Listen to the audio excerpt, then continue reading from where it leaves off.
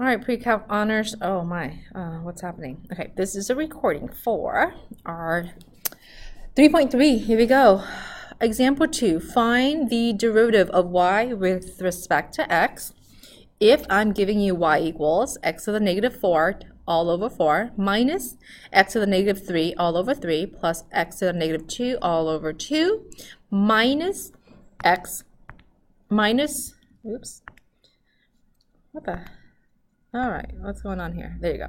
Minus x to the negative 1 plus 3.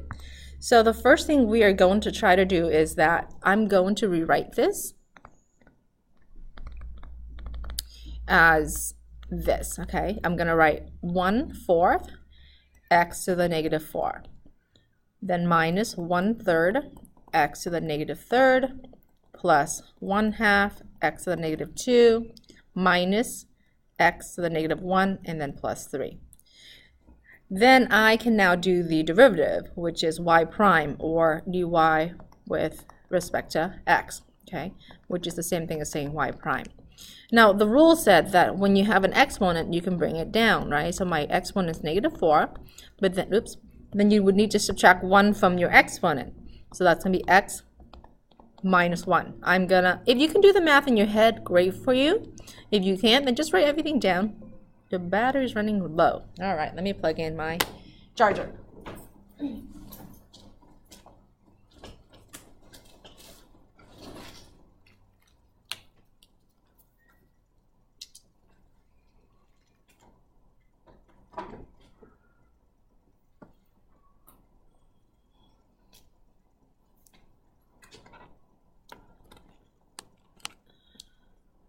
Okay, sorry, my computer said my battery was kind of low. All right, so now with this one, I brought down my power, which is negative 3.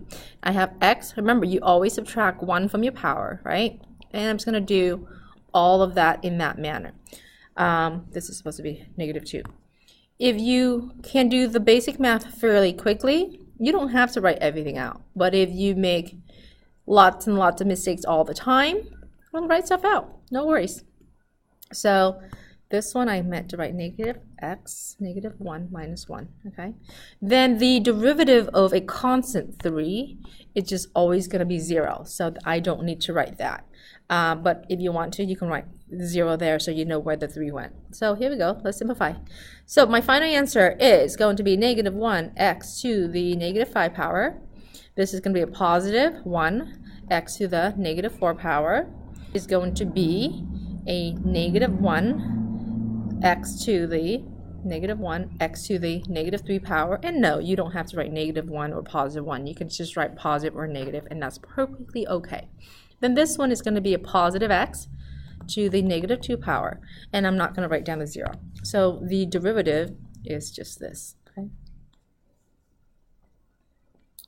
Pinch that in so you can see the whole screen.